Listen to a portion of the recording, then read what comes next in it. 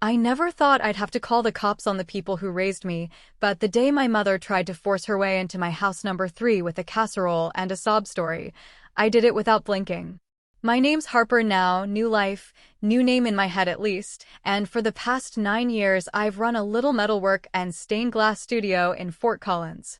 You'd usually find me in a flame-resistant jacket, sleeves rolled high, torch in one hand, coffee in the other, turning scrap into chandeliers that sell for more than most people's cars. I built every inch of that life with my own sparks and sweat. Nobody handed me a dime. Nobody ever planned to. Growing up, my brother Logan was the golden ticket. I was the spare part that could figure it out.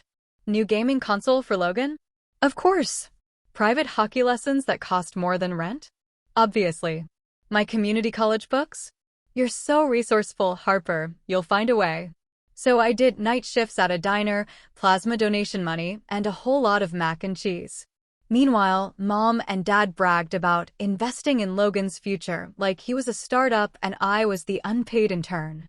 I finally escaped at 23, married Caleb, a quiet architect who thinks my blowtorch is foreplay, and we bought a fixer-upper in the mountains plus a modest rental duplex in Loveland that actually turned a profit. Our tenants, Mia and Devin, were a young nurse and teacher who paid early every month and even fixed the leaky faucet themselves. They felt like the good karma I'd been waiting for. Then the phone call came. Mom's voice was pure sugar. Honey, we sold the house. 35 years of memories, poof.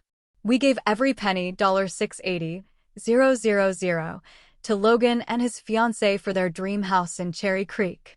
Isn't that beautiful? We'll just crash at your Loveland place until they're closing. Tell the tenants they have 30 days. I think I made it sound like a punctured tire. She kept talking about marble countertops and rooftop decks while I stared at the torch in my hand and wondered if metal burns at the temperature of betrayal. I told her no. Politely. Then firmly. Then repeatedly. The campaign that followed would have impressed a political strategist. Tears, guilt, scripture quotes, flying monkeys in the form of cousins I hadn't spoken to since 2014. They're practically homeless, Harper. They were in an extended stay with a mini fridge and free breakfast, but sure. 3 days later Mia texted me a video, my parents on the duplex porch at dusk, rolling suitcases thumping up the steps, Dad jiggling the doorknob like he'd done it 1,000 times at the house I grew up in. Mom held a bakery box, bribery lemon bars. Mia told them through the Ring camera that they had a lease. Dad informed her the lease didn't apply to family. I was there in 20 minutes, glass dust still glittering on my boots. Leave, I said. Or I call the sheriff. Mom clutched her pearls, literal pearls. After everything we sacrificed? You sacrificed for Logan, I answered. Not for me. There's a difference. They left, but the war escalated. Logan needed another $22,000 for unexpected closing costs. Sis, don't be difficult. Relatives blew up my phone. Someone made a pray for Harper's Cold Heart Facebook group, population 11. Then came the Saturday ambush. Caleb and I were painting the nursery a soft cedar green, laughing about whether our daughter would inherit my temper or his patience, when the doorbell rang like a fire alarm.